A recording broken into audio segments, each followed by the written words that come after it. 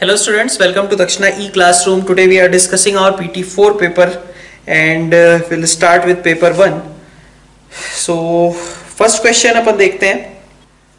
First question आपका start किया गया है L1 line passing through origin and L2 be the line x plus y is equal to 1. If the intercepts made by the circle on L1 and L2 are equal, then equation of L1 can be. ठीक है, क्या कहा जा रहा है? L1 आपकी एक line है जो कि ओरिजिन से पास कर रही है और L2 आपकी लाइन है जो कि x plus y is equal to 1 है. ठीक है, intercepts made by this circle on L1 and L2 are equal. तो अपन अगर यहाँ पे देखें फर्स्ट क्वेश्चन में, तो आपके पास जो सर्कल गिवन है, ठीक है, उस सर्कल का सेंटर है आपका 1/2 माइनस 3/2, यही है. ठीक है, इससे अपन कह रहे हैं L2 वाली लाइन हमें मालूम है x plus y is equal to 1. This line is x plus y is equal to 1. और हमें कहा जा रहा है कि यहाँ पे ये लेंथ ऑफ इंटरसेप्ट कुछ आएगा.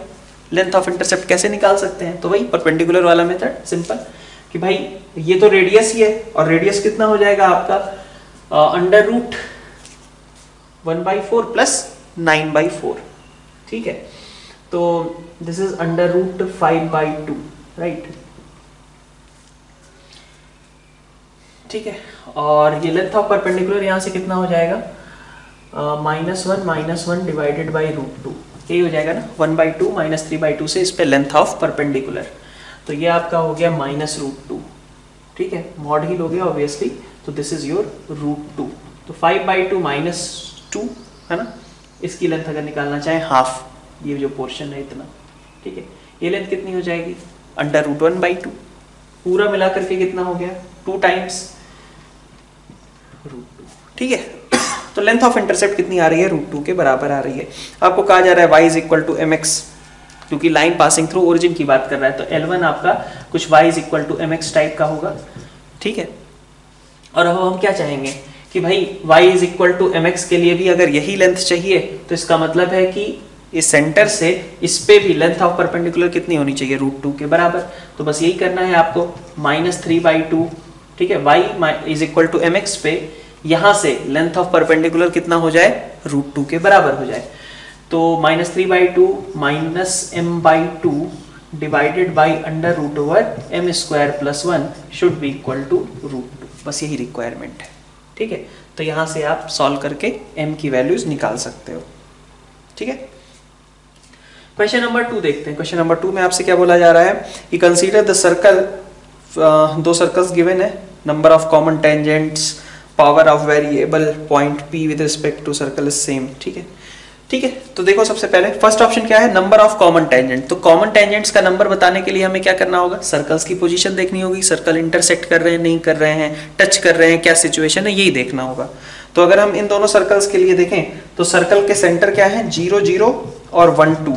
पहले वाले की रेडियस कितनी है? 2. दूसरे वाले की रेडियस कितनी है? 1. यही है ना. ठीक है, इससे और इसके बीच की डिस्टेंस देखो 0, भाई ये C1 सेंटर, ये C2, ये R1 है, ये R2. तो C1 C2 के बीच की डिस्टेंस कितनी है? C1 C2 के बीच की डिस्टेंस है आपका √5, जो कि कैसी है? R1 + R2 से कम है ना. तो C1 C2 आपका कैसा है? R1 + R2 से ज्यादा है. और वहीं पे अगर हम देखें तो this is greater than R1 - R2. R1 - R2 से ज्यादा भी है ये. C1 C2 R1 + R2 से छोटा है, R1 - R2 के मॉड से बड़ा है. इसका मतलब क्या हुआ कि ये दोनों इंटरसेक्टिंग सर्कल्स होंगे. और अगर इंटरसेक्टिंग सर्कल्स होंगे इस तरीके के, तो इनके बीच कितने कॉमन टेंजेंट्स हो सकते हैं? तो इनके बीच आपके पास ये 2 कॉमन टेंजेंट हो सकते हैं, जो कि डायरेक्ट कॉमन टेंजेंट्स होंगी. ठीक है, तो number of common tangents is 2 of course. फिर सेकंड पॉइंट है इसका कि power of variable point is same. तो power of variable point is same मतलब रेडिकल एक्सिस. रेडिकल एक्सिस की डेफिनेशन ही यही है. ठीक है, रेडिकल एक्सिस यही तो स्टेट करता है कि पावर ऑफ पॉइंट वहां से दोनों सर्कल्स के लिए कैसा होगा? सेम होगा. ठीक है, तो रेडिकल एक्सिस की इक्वेशन क्या आ जाएगी? S1 - S2.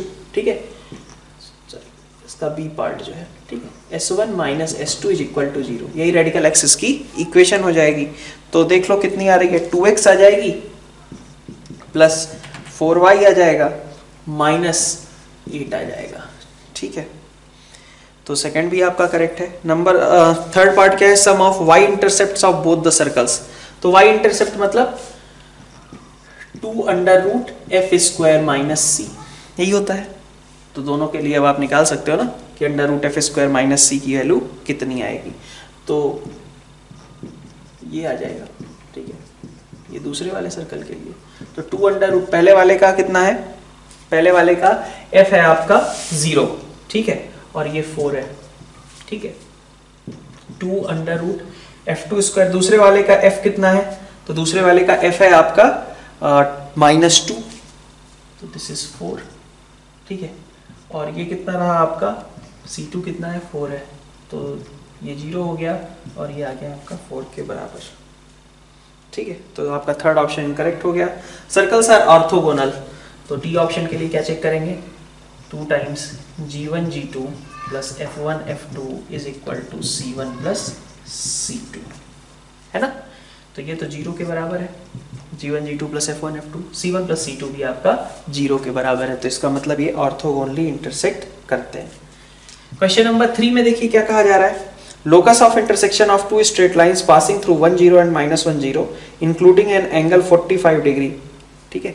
अब ये बात हमने इंटरेक्शन सेशंस में कवर की थी, यहाँ पे -1, 0 है, यहाँ पे 1, 0 है, कहा जा रहा है ये सेगमेंट 45 डिग्री सबटेंड करता है। तो ये क्या होगा, सर्कल की आर्क पे ऐसा होगा, ठीक है, मतलब सर्कल की आर्क कुछ इस तरीके की होगी और उसी तरीके का सिस्टम हम नीचे भी बना सकते हैं, ठीक है। इसी की बात करी थी हमने। अब हम कह रहे हैं कि इस सर्कल के हर एक पॉइंट पे कितना होगा, 45 डिग्री सबटेंड होगा। अपन डायमीटर नहीं ले रहे हैं इसको, डायमीटर लेते फिर तो 90 डिग्री आने लगता है, यहाँ पे 90 डिग्री सबटेंड होने लगता है, आपकी 45 डिग्री है। तो अगर यहाँ पे 45 है तो सेंटर पे कितना होगा, 90 होगा, है ना, यहाँ पे 90 डिग्री होगा, सही है कि नहीं। -1 0 और 1 0 का जो परपेंडिकुलर बाइसेक्टर होगा वहीं पे तो इस सर्कल का सेंटर लाई करेगा, और यहाँ पे एंगल कितना आना चाहिए, 90 डिग्री आना चाहिए, ठीक है। तो अगर ये 90 है तो उसका हाफ इधर आ गया कितना, 45, हाफ इधर चला गया 45, सही है। बीच की डिस्टेंस 2 यूनिट्स, तो इधर कितना आया, 1 यूनिट, है ना। 1 अगर यहाँ है तो ये भी कितना होगा, 1 यूनिट ही होगा, ठीक है। 45 है ना, तो ये 1 यूनिट ही होगा। अब ये पॉइंट क्या है आपका, 0 0, और यहाँ से 1 यूनिट ऊपर जाओगे तो 0,1, ठीक है। तो सर्कल का जो रेडियस आएगा वो कितना आ जाएगा, इस सर्कल के रेडियस की बात करें हम तो 0,1 से 1,0 तक की डिस्टेंस मतलब √2, ठीक है। तो सर्कल का रेडियस क्या है, √2 के बराबर है ना। अब यही पूछा गया था बस, 0,1 एंड रेडियस √2, और इसी तरीके से नीचे आ जाएगा, ठीक है। सेम सिस्टम नीचे भी तो ड्रॉ किया है, उसके लिए 0,-1 हो जाएगा, रेडियस तो वही रहने वाला है √2 के बराबर ही, ठीक है।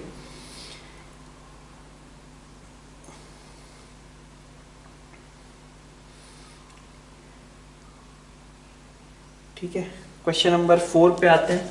क्वेश्चन नंबर 4 आपका क्या कह रहा है, इसमें बोला जा रहा है कि sum of digits in the units place of all 4 digit numbers found by the help of 3 4 5 6 taken all at a time is lambda, ठीक है। 3 4 5 6 को लेकर के हमने 4 डिजिट के नंबर्स बनाए हैं, ऑल एट अ टाइम, सारे डिजिट्स को यूज करना है।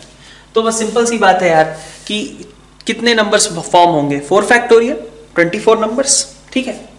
और 24 नंबर्स में से सबसे लास्ट प्लेस पे, ठीक है, लास्ट प्लेस पे 3 आएगा कितनी बार, जितनी बार 4 आएगा उतनी ही बार 5 आएगा, उतनी ही बार 6 आएगा, है ना।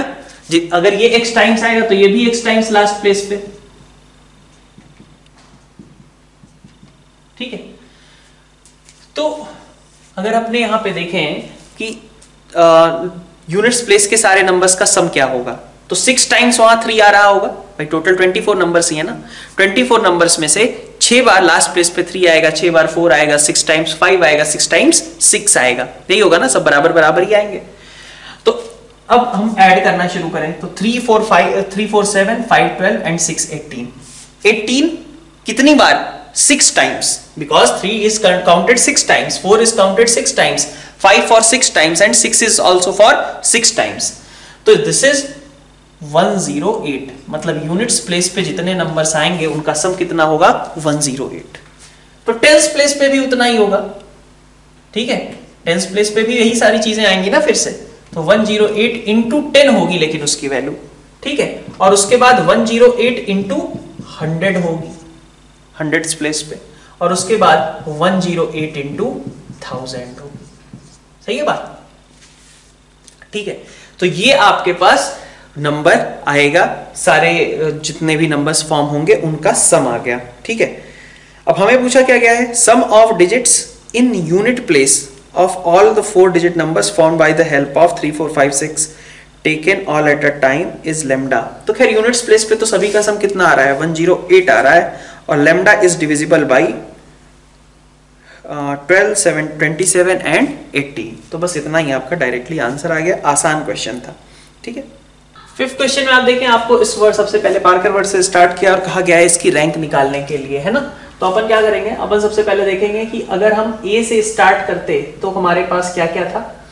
तो आप देखो सबसे पहले क्या क्या चीजें यहाँ पे हैं आपके पास, पी 1 है, आर आपके पास 2 है, ए आपके पास 2 है और एक के है। ठीक है, तो एक ए आपने इधर यूज कर लिया, तो बाकी 5 प्लेसेस से ए से स्टार्ट होने वाले कितने वर्ड्स बनेंगे, तो आपके पास एक पी, 2 आर और एक ए और एक के रहेंगे, है ना। 5 चीजें जिनमें से आर रिपीटेटिव है। नंबर ऑफ वेज कितने हो गए, 5 फैक्टोरियल बाई 2 फैक्टोरियल, है ना। ठीक है, तो ये कितना हो गया, 60 हो गए। ओके, फिर ए के बाद नेक्स्ट क्या होगा, आप के से स्टार्ट करवाओगे, तो के से स्टार्ट होने वाले कितने होंगे, है ना। तो के से स्टार्ट होने वाले में देखो, के आपने इधर यूज कर लिया, बाकी आपके पास 5 चीजें जिसमें से 2 आर 2 ए रिपीटेटिव है, तो 5 फैक्टोरियल बाई 2 फैक्टोरियल, 2 फैक्टोरियल मतलब 30 हो गए। सही है, के को ए को लिख लिया, के को लिख लिया, नेक्स्ट आता है आपका पी का नंबर, है ना। तो पी तो आपको चाहिए ही फर्स्ट प्लेस पे, ऐसा तो कर नहीं सकते कि पी वाले भी सारे काउंट कर ले, नहीं। ठीक है, तो फिर आगे बढ़ते हैं अपन, पी के बाद आगे क्या रखोगे आप, ऑब्वियसली पी के बाद आप ए भी रखोगे, वो भी आपको रिक्वायर्ड है। ठीक है, इतनी बात। इसके बाद आप पी ए, इतना तो चलिए आपका सेम आ गया जो आपको रिक्वायर्ड था। फिर आपने ए से स्टार्ट किया, ठीक है, के आर आर, 3 चीजें बची थी, 3 फैक्टोरियल बाई 2 फैक्टोरियल होंगी, के आर आर, है ना। फिर इसके बाद देखो, के पी ए तो रखा ही आपने, फिर के से आपने स्टार्ट किया, ए आर आर, है ना। तो ए आर आर के लिए भी इतनी बचेंगे, 3 फैक्टोरियल बाई 2 फैक्टोरियल, है ना। ए के हो गए, ए के बाद नेक्स्ट आ जाते हैं अपन आर पे। ठीक है, पी ए के साथ में फिर यहाँ पे आर चाहिए आपको। फिर आप आगे बढ़े, आपने कहा कि आर के बाद आप नेक्स्ट क्या रखोगे, ए रखोगे। ठीक है, ए आर सॉरी ए के आर, ए आर के, है ना। और फिर आप क्या रखोगे, के ए आर, यही होगा, इसी ऑर्डर में डिक्शनरी का फॉलो होगा।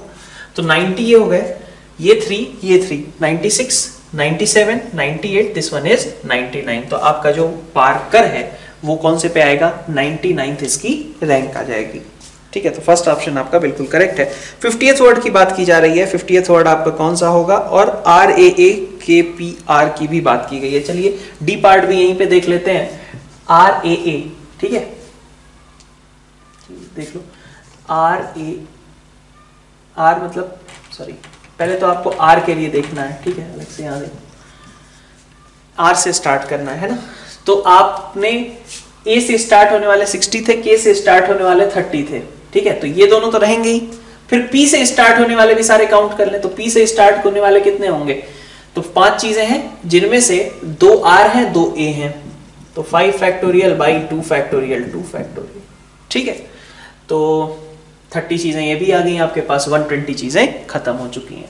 और फिर उसके बाद आप आर पे आओगे, आर से पहला वर्ड क्या लिखोगे, आर ए के पी आर, यही लिखोगे ना पहला, ठीक है। तो इसी की बात की जा रही है, तो this one is your 121th, है ना। 60 30 90 30 20 और नेक्स्ट यही आएगा 121। अब आते हैं अपन 50th वर्ड पे। 50th वर्ड कहां पे आएगा, तो 50th वर्ड ए से ही स्टार्ट होगा, क्योंकि ए से स्टार्ट होने वाले 60 थे। तो आप देखो 50th वर्ड के लिए, ठीक है, सी या बी जो भी आ जाए हमारा ऑप्शन, उसकी बात कर रहे हैं, ठीक है। 50th वर्ड, तो 50th वर्ड आपने कहा कि ए से स्टार्ट करेगा सबसे पहले, तो डबल ए से स्टार्ट होने वाली कितनी चीजें होंगी, तो आगे 4 चीजें लिखने वाले हैं जिनमें 2 आर हैं, ठीक है। तो कितनी चीजें होंगी, 4 फैक्टोरियल बाई 2 फैक्टोरियल, मतलब कितने हो गए, 12, खत्म हो गए। फिर हमने कहा a k के साथ आएगा नेक्स्ट, तो है ना, तो a k के साथ कितने होंगे, तो a k के साथ आपके पास 4 फैक्टोरियल डिवाइडेड बाई आपके पास क्या क्या है, एक a बचा हुआ है, 2 r है और एक p है, तो फिर से इसके भी 12 वेज हो गए, ठीक है, a k, फिर आप आओ a p से स्टार्ट करेंगे, है ना, ठीक है, ए पी से स्टार्ट करते हैं, तो ए पी से जब स्टार्ट करोगे तो कितने आएंगे, तो फिर से आपके पास आगे लिखने के लिए 4 जगह हैं, जिसमें एक ए रखना है, 2 आर रखना है, ठीक है, फिर से 12 बेस, तो 36 यहाँ पे खत्म हो गए, एक के, अब ए आर पे आते हैं, ए आर से देखो कितने होंगे, ठीक है, तो ए आर से आपके पास 4 फैक्टोरियल 24 चीजें हो जाएंगी, है ना भाई, ए आर से आगे, ठीक है, तो 4 फैक्टोरियल वेज हो जाएंगे।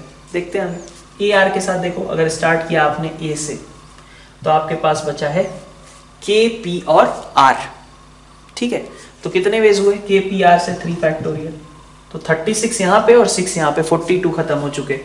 फिर आपने कहा ए आर आपने के से स्टार्ट किया, तो आप क्या भरने वाले हो, आगे आप भरने वाले हो पी ए और आर, नंबर ऑफ वेज 3 फैक्टोरियल, ठीक है, तो आप 48 पे पहुंच गए। फिर अब आगे आपको बढ़ना है, ए आर के बाद आप नेक्स्ट क्या रखोगे, पी रखोगे, ठीक है, ए आर पी, पहला क्या आएगा, ए के आर, दूसरा क्या आएगा, ए आर के, ठीक है, तो 50th वर्ड क्या होगा, A R P A R के, तो ये आपका सेकंड ऑप्शन मतलब वो करेक्ट होगा, ठीक है। क्वेश्चन नंबर 6, क्वेश्चन नंबर 6 में आपसे क्या कहा जा रहा है, एन ऑब्जेक्ट्स हैं, ईच ऑफ वेट डब्ल्यू, they are weighed in pairs, मतलब क्या किया गया, एन में से 2-2 के गट्ठर बना लिए गए, कितने गट्ठर्स बनेंगे, NC2, और हर गट्ठर का पेयर कितना, हर गट्ठर का वेट कितना होगा बंडल्स का, 2W, तो NC2 इंटू 2W जो है आपका कितना है, 120 है, तो आपसे कहा जा रहा है NC2 इंटू 2W इज 120, और NC3 इसी तरीके से इंटू 3W इज 480, तो आप यहां से डिवाइड कर लो, NC2 divided by NC3 is equal to 1/4, N(n-1)/2, ये NC2 हो गया, और NC3 में आपके पास आ जाएगा N(n-1), N-2 और 6 ऊपर, ठीक है, दिस इज इक्वल टू 1/4, यहाँ से इनकी वैल्यू निकाल लेंगे। तो यहाँ पे आपके पास इक्वेशन दी गई है x² 2 + y² 8 is equal to 1, ठीक है, एसेंट्रिक एंगल इसका π/4 है। आपसे कहा गया कि x टेंजेंट की बात करूं मैं, तो x cos थीटा, ठीक है, बाई a प्लस कितना आ जाएगा, y sin थीटा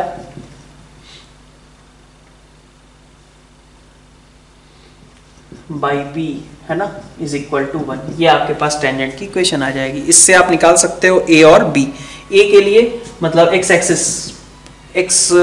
एक्सिस को कहां पे इंटरसेक्ट करता है, y को 0 रख दें, तो this will give you √2 sec π/4, 0, ठीक है, और b की बात करें तो इसको 0 रख दिया आपने, इसको, ठीक है, तो कितना आ जाएगा 2√2 और कोसेक π/4, है ना,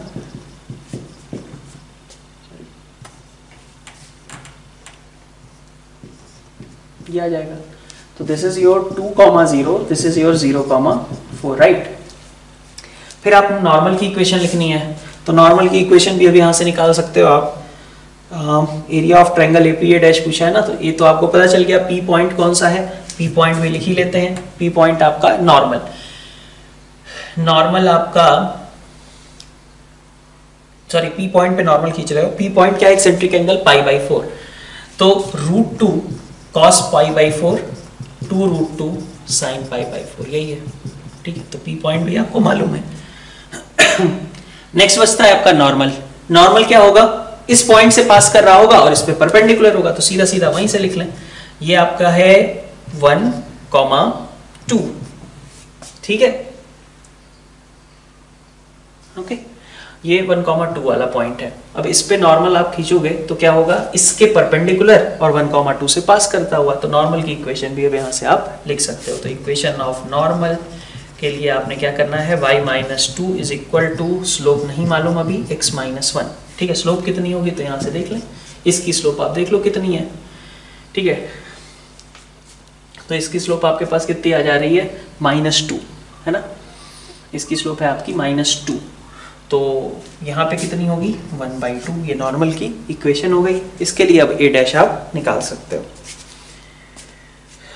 नेक्स्ट आते हैं क्वेश्चन नंबर 8 पे। क्वेश्चन नंबर 8 में आपसे क्या कहा जा रहा है, normal at P and Q on the parabola meet on it at R। तो ये हमने कहा था कि जब पैराबोला पे दो पॉइंट्स हैं और दोनों पे खींचे गए नॉर्मल वापस से पैराबोला पे ही इंटरसेक्ट करते हैं, तो T1 T2 क्या रहा होगा, 2 के बराबर होगा। Then the directrix of locus of mid point of PQ।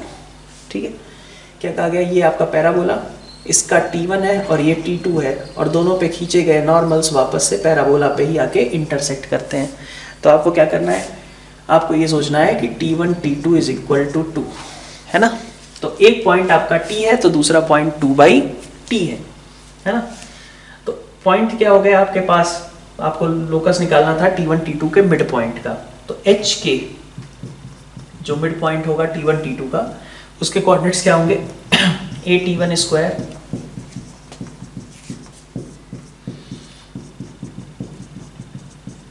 ये हो जाएंगे। ठीक है, अब आप देखो k का अगर आप स्क्वायर करते हो, ठीक है, तो k square will be a square T1 square plus T2 square plus 2 times T1 T2। तो 2 टाइम्स T1 T2 को क्या लिख देंगे, 4 लिख देंगे। ठीक है, क्योंकि T1 T2 तो 2 के बराबर होता है। और यहाँ से आपके पास a बचा, है ना, और साथ में इसको मैं क्या लिख सकता हूँ, आपका 2h जो है वो इसके बराबर है ना। तो T1 square plus T2 square की जगह पे मैं लिख सकता हूँ 2h/a और प्लस आपके पास 4। ठीक है, तो this is k square is equal to 2h plus 4a। तो y square is equal to 2x plus 2a। ये आपके पास रिक्वायर्ड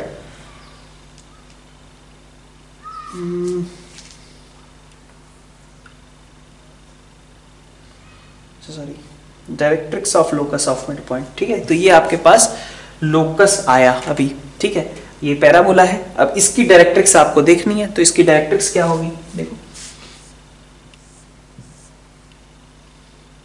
पैराबोला -2a, 0 से पास हो रहा है। ठीक है, और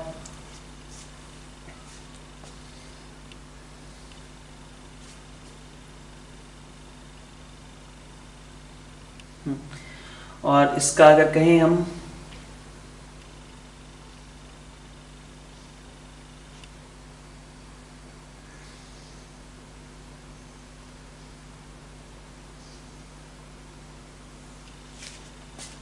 ये स्क्वायर था ना, ये sorry, so this is 2ah plus 4a square and this one is 2ax plus 2a। ठीक है, ये है आपका, तो ये -2a है। अब -2a से यहाँ पे देखें तो आपका 4a की जगह पे 2a है, मतलब a/2 आप पीछे आना पड़ेगा ना। लेंथ ऑफ लेटस रेक्टम कितनी है यहाँ पे, a/2 है, ऐसा ही है।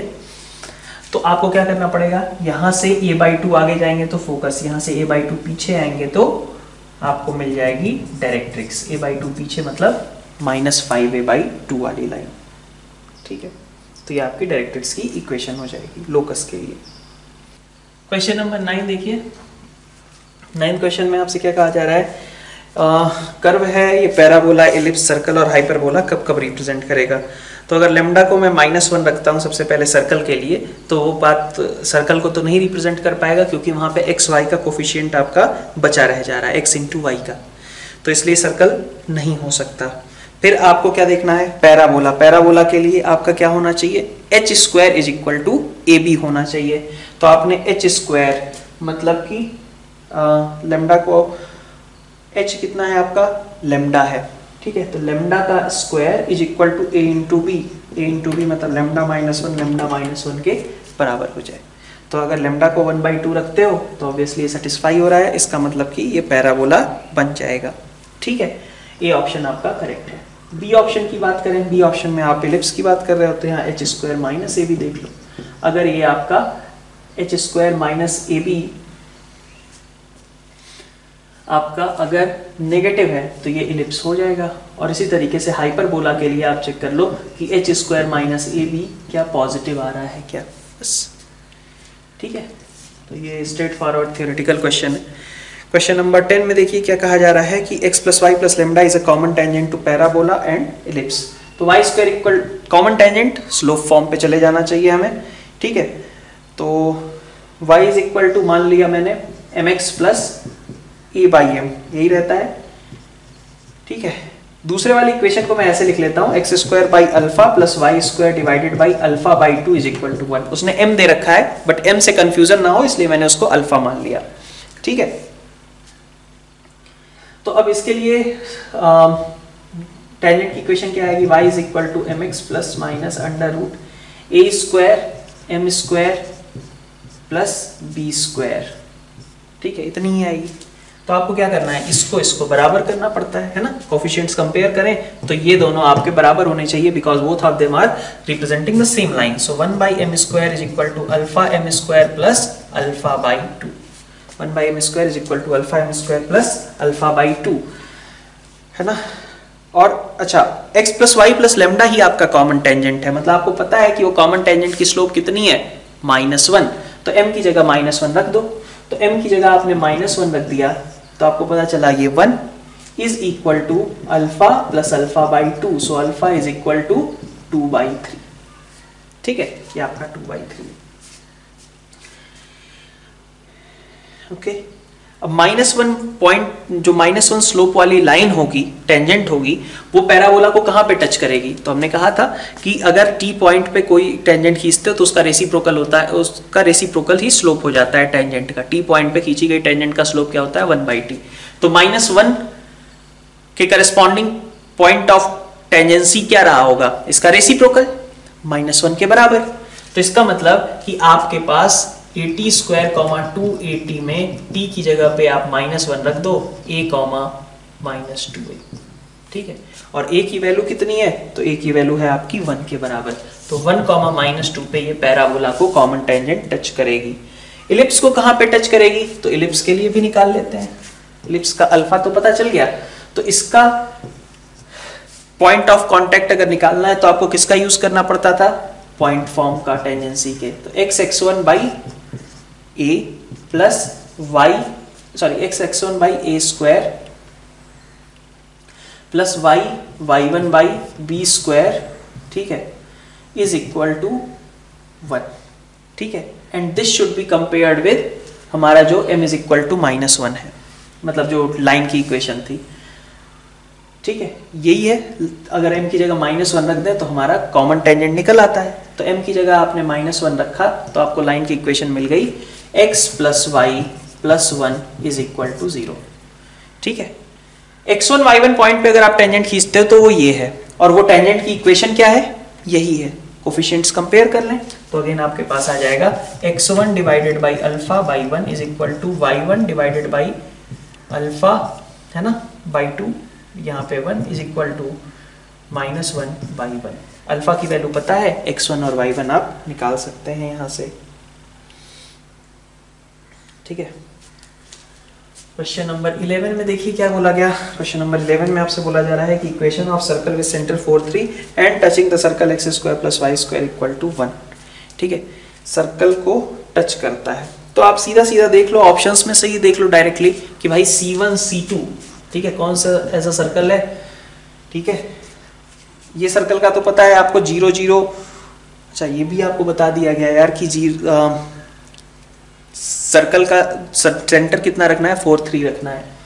तो देखो C1 C2 क्या आएगा, दोनों सेंटर्स के बीच की डिस्टेंस। तो एक सेंटर है 0 0, एक सेंटर है 4 3, बीच की डिस्टेंस कितनी हो गई 5, ठीक है।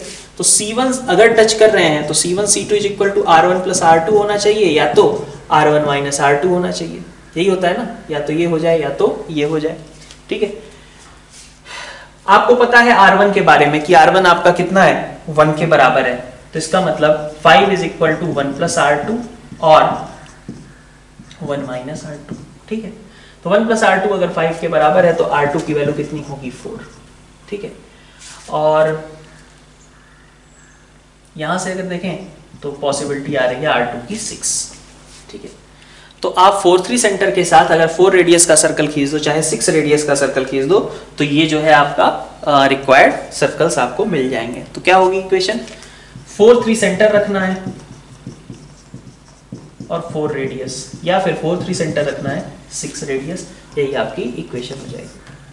क्वेश्चन नंबर 12 में आपको फुट ऑफ नॉर्मल्स निकालने हैं। तो फुट ऑफ नॉर्मल्स निकालने हैं तो अगर आप पैरामीट्रिक फॉर्म यूज करो तो ज्यादा आसानी से निकाल सकते हो। टी अगर पता चल जाएगा तो फुट ऑफ नॉर्मल पता ही चल गया, मतलब पॉइंट पता ही चल गया।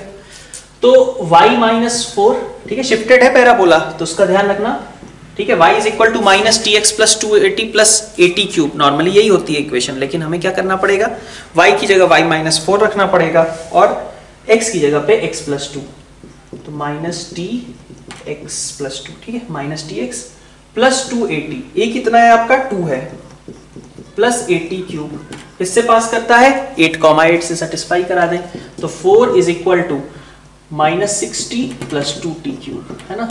तो t cube minus 3t minus 2 is equal to 0, सही है। T cube minus 3t minus 2 is equal to 0। तो अगर अपन -1 रखते हैं तो आपका काम बन जा रहा है, ठीक है। तो मतलब एक फैक्टर इसका t प्लस 1 होगा, ठीक है। फिर और क्या आएगा, टी स्क्वायर,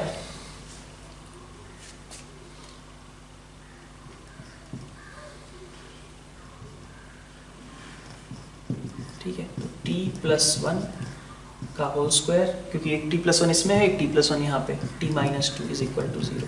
तो t is equal to -1 and 2, दो फैक्टर्स यहाँ से निकल करके आए। अब आपका इनके करस्पॉन्डिंग पॉइंट आपका फुट ऑफ नॉर्मल होगा, लेकिन 80 स्क्वायर 280 नहीं होगा, वो क्या होगा 80 स्क्वायर माइनस 2, बिकॉज शिफ्टेड है ना, x प्लस 2 दिया है, तो यहाँ क्या करना पड़ेगा 80 स्क्वायर माइनस 2, और y माइनस 4 इज योर 280, तो उसको क्या करना पड़ेगा 280 प्लस 4, ठीक है। अब t की जगह रख दो, एक बार -1 और एक बार 2, दोनों ही आपके पास फुट ऑफ नॉर्मल्स आ जाएंगे, ठीक है। क्वेश्चन नंबर 13 देखते हैं। 13 में कॉमन टेंजेंट्स की बात की गई है, तो कॉमन टेंजेंट आसान सा क्वेश्चन, आप टेंजेंट की इक्वेशन लिख दो स्लोप फॉर्म में।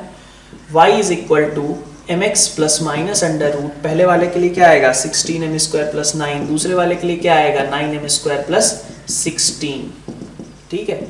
बराबर कर लो दोनों को, तो कितना आ गया 9m square plus 16 is equal to 16m square plus 9, this is 7m square is equal to 7m is equal to plus minus 1, ठीक है।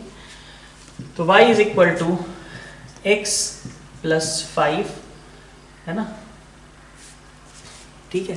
अगर आप m को 1 लेते हैं तो ये दोनों, -1 लेते हैं तब भी ये दोनों, आपके पास ये 4 कॉमन टेंजेंट्स की सिचुएशन बनेगी।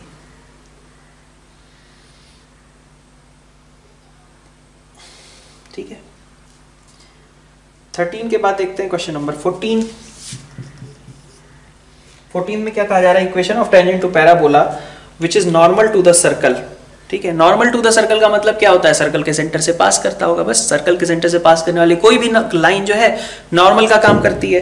तो इसका मतलब आपको पैराबोला पे टेंजेंट खींचना है, किससे पास करने वाला 1,2 से पास करने वाला, ठीक है ना। तो 1,2 से parabola y square equal to 4x, ठीक है। और इस पे आप नॉर्मल रहे सर्कल के लिए, मतलब 1,2 पे, है ना।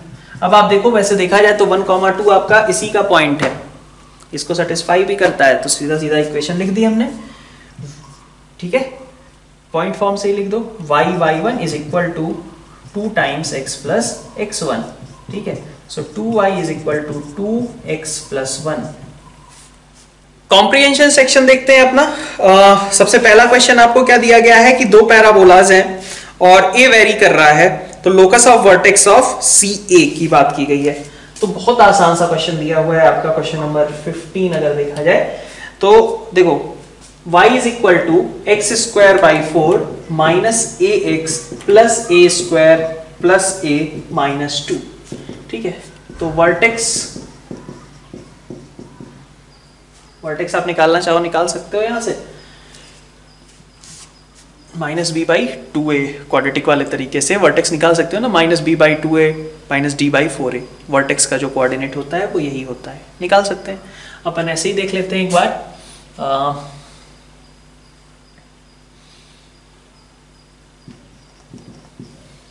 ठीक है, ऐसे लिख दिया। तो आपका वर्टेक्स का कोऑर्डिनेट कितना आ जाएगा 2a, a माइनस 2। आप निकाल करके देख लो, minus b by 2a minus d by 4a कितना आएगा 2a, a माइनस 2।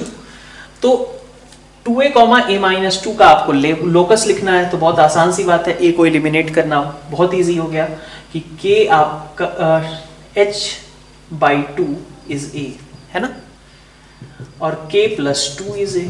तो आपके पास इक्वेशन आ गई h is equal to 2k plus 4।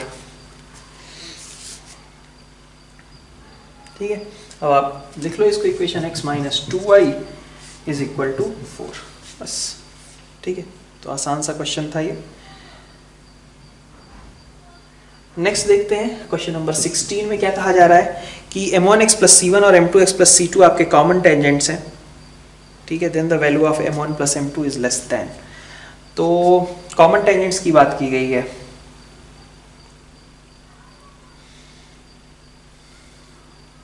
Okay, y is equal to 2 minus x square by 4। इसके लिए तो अपन कॉमन टेंजेंट बहुत आराम से लिख सकते हैं।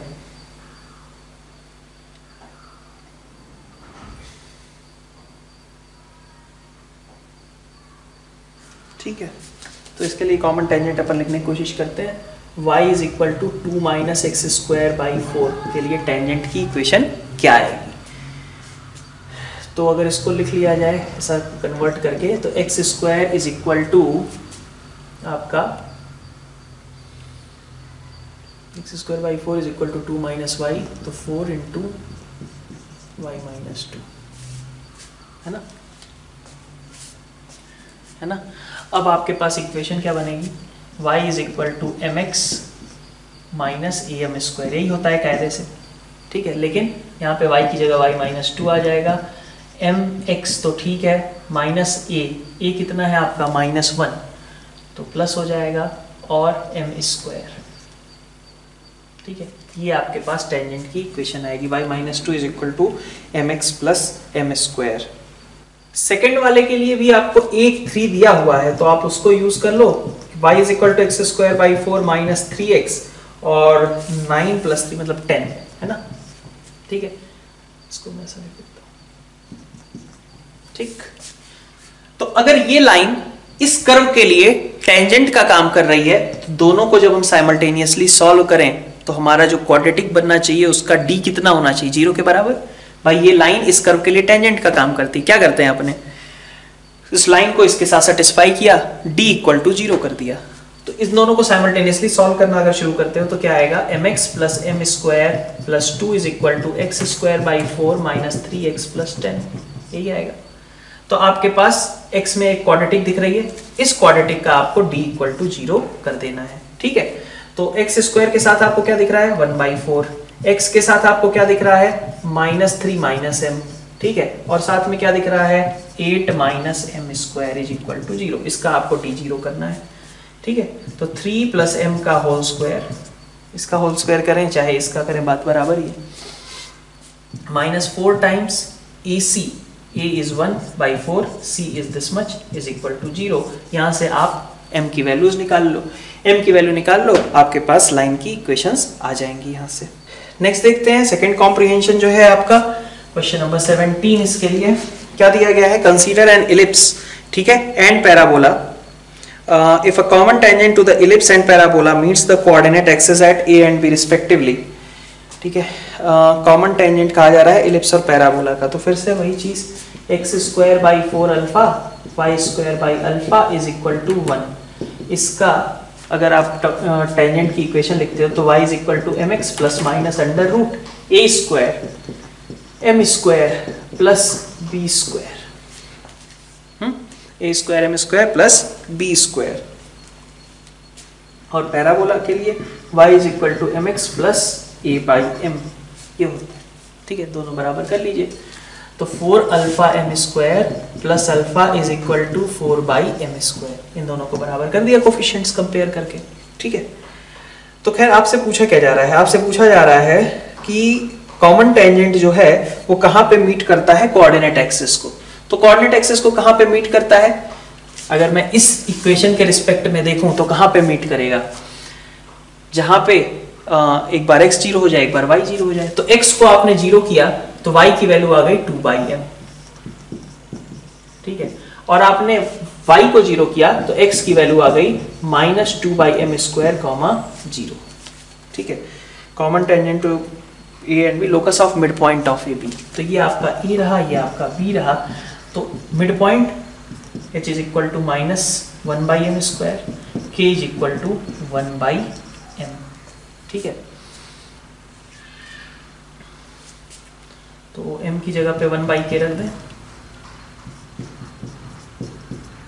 ठीक है, तो आपके पास ये लोकस निकल करके आ गया। ठीक है, आप क्वेश्चन नंबर 18 की बात करते हैं। क्वेश्चन नंबर 18 में आपसे क्या कहा जा रहा है कि eccentric angle of a point on ellipse where the common tangent meets is 2π/3 common tangent to the ellipse and the parabola meets the coordinate axis at a and b respectively, then eccentric angle of a point on ellipse where the common tangent meets is 2π/3, then alpha is divisible by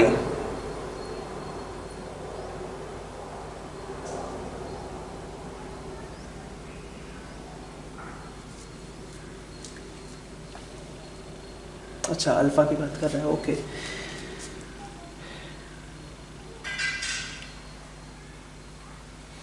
ठीक है, तो ellipse के किस point पे ये tangent आपने खींचा है? आपने खींचा है 2π/3 वाले पॉइंट पे। तो 2π/3 वाले पॉइंट पे अगर आपने टेंजेंट खींचा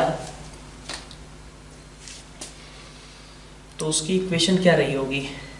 x cos theta by √4 alpha plus y sin theta by √alpha is equal to 1। किस पॉइंट पे रखा आपने? 2π/3, 2π/3 रख दीजिए। तो -x बाई 4 √अल्फा y √3/2 √अल्फा इज इक्वल टू 1, है ना? ये वो है पॉइंट जहां पे टेंजेंट खींचा गया था।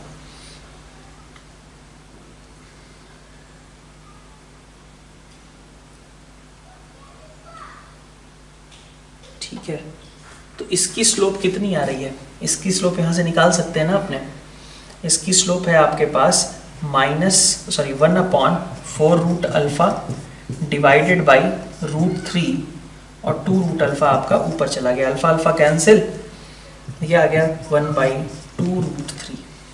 ठीक है, 1/2 √3 यही आ रही है स्लोप। तो इसका मतलब आपको यहाँ पे m कितना रख देना चाहिए? 1/2 √3। भाई इस पॉइंट पे टेंजेंट खींचते इसकी स्लोप इतनी आती है ना, इसके बराबर। वही कॉमन टेंजेंट है, मतलब इस कंडीशन को सेटिस्फाई करेगी, तो सेटिस्फाई करवा लो। यहाँ पे क्या बचेगा? 4 alpha into 1/m square, 1/m square is 1/12 plus alpha is equal to 4/m square. m square आपका 1/12 था, तो ये 12 हो जाएगा। ठीक है, तो आपके पास आ गया 4 अल्फा/3 और ये 4 alpha is equal to 48 alpha is equal to 36 आ गया। तो किस किस से डिविजिबल है ये? तो आपके 1 और 4 ये दोनों ऑप्शंस आपके लिए करेक्ट हो जाएंगे।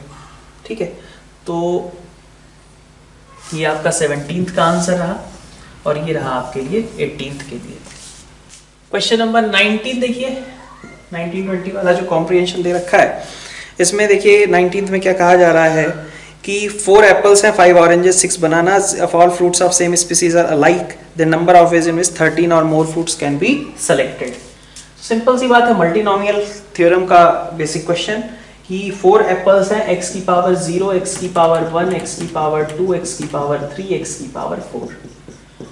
5 आपके ऑरेंजेस हैं, x की पावर 0, 1, 2 अप टू 5। ठीक है, और इसी तरीके से 6 ऑरेंजेस बनानास या जो भी है 1 से लेकर के 6 तक। ठीक है, इसमें आपको क्या चाहिए? x की पावर 13 का कोफिशिएंट चाहिए। ठीक है, इसमें से x की पावर 4 बाहर कर दो, इसमें से 5 बाहर कर दो, इसमें से 6 बाहर कर दो। ठीक है, तो x की पावर 15 तो बाहर ही हो गया, 4, 5, 9 और उधर से 6, x की पावर 15 बाहर हो ही गया।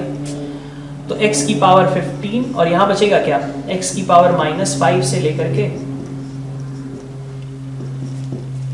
-4, -3 अप टू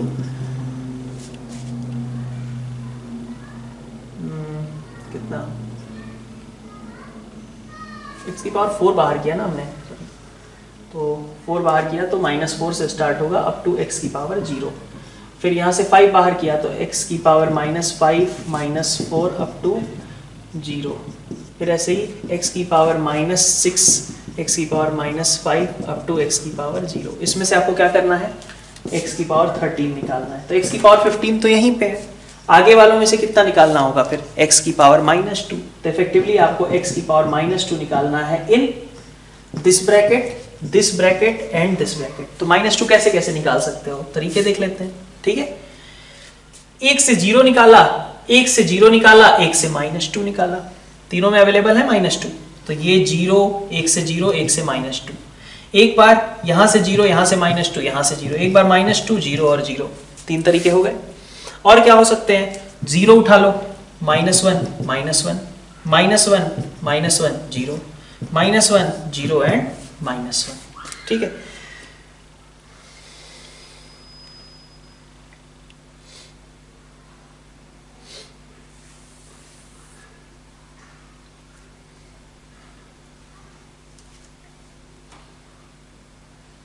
थर्टीन और मोर फ्रूट्स, तो 13 के लिए ये 6 वेज हो गए, ठीक है, 6 वेज हो गए 13 के लिए। x की पावर 13 निकाल रहे थे, मोर फ्रूट्स भी निकाल सकते हैं, मतलब 14 फ्रूट्स भी निकाल सकते हैं। जब 14 यहाँ पे आ जाएगा तो यहाँ कितना बचेगा, x की पावर -1 है ना, x की पावर 13 निकाल रहे थे ना, तो x की पावर 15 से डिवाइड किया था, x की पावर -2 हम खोज रहे थे बाकी ब्रैकेट्स में। अगर यहाँ x की पावर 14 होगा तो क्या आएगा, now we have to find coefficient of x की पावर -1। तो -1 0 0 0 -1 0 0 0 -1, 3 तरीके उसके भी होंगे, ठीक है। और 15 फ्रूट्स, मतलब ये 13 के लिए हो गए, ये 14 के लिए वेज हो गए, और 15 फ्रूट्स का तो एक ही तरीका है, सबके सब ले लो, तो एक वो भी, ठीक है। तो इसका मतलब क्या हुआ, 13 फ्रूट्स अटेन करने के 6 वेज, 14 के लिए 3 वेज एंड 15 के लिए 1, तो टोटल नंबर ऑफ वेज कितने हो गए, 10। लास्ट क्वेश्चन अगर देखें तो यहाँ पे ऑल फ्रूट्स आर डिफरेंट की बात कर दी गई है ना। तो सारे फ्रूट्स अगर आपके डिफरेंट हैं तब क्या होगा, 12 फ्रूट्स आपको सेलेक्ट करने हैं जिनमें कम से कम 2 एप्पल्स होने चाहिए। तो कैसे कर सकते हैं, 2 एप्पल्स कर लें, है ना, और number of ways in which 12 fruits at least 2 apples always taken. तो बाकी 10 चीजें चूज करनी थी। क्या क्या तरीके हो सकते हैं, आप 5 ऑरेंजेस चूज कर लो, 5 बनानास चूज कर लो, ठीक है, ये एक तरीका हो सकता था। या फिर 2 4 6 कर लो, 2 6 4 तो नहीं कर सकते ना, वो तो पॉसिबल है नहीं, ठीक है। फिर इसके बाद देखो 3 4 5, ठीक है, 3 5 4 भी चल जाएगा आप, है ना। और कोई तरीका यहां पे पॉसिबल है, 4 4 4, ठीक है, ये भी पॉसिबल है, ठीक है। तो ये आपके पास नंबर ऑफ वेज, मतलब तरीके हैं। अब नंबर ऑफ वेज काउंट करते हैं, क्योंकि सभी डिस्टिंक्ट फ्रूट्स थे ना। तो 4 एप्पल्स थे, उनमें से 2 एप्पल आप चूज करोगे 4C2 इंटू 5 आपको ऑरेंजेस चूज करने हैं 5C5 और 6 बनानास में से 5। इसके लिए कितना आएगा, 4C2 5C4 6C6, ठीक है। इसके लिए कितना आएगा, 4C3 5C4 6C5। इसके लिए कितना आएगा, 4C3 5C5 6C4। इसके लिए कितना आएगा, 4C4 5C4 6C4। सबका एडिशन आप कर लीजिए, ये आपके पास टोटल नंबर ऑफ वेज आ जाएंगे, ठीक है। तो ओवरऑल पेपर 1 इज मॉडरेट, ठीक है। अगर इसमें से कहा जाए कुछ क्वेश्चंस जो थे वो टफ थे, but overall paper moderate level का ही है आपका। तो यहाँ पे अपना पेपर डिस्कशन एंड होता है। मिलते हैं नेक्स्ट लेक्चर्स के साथ। Thank you all.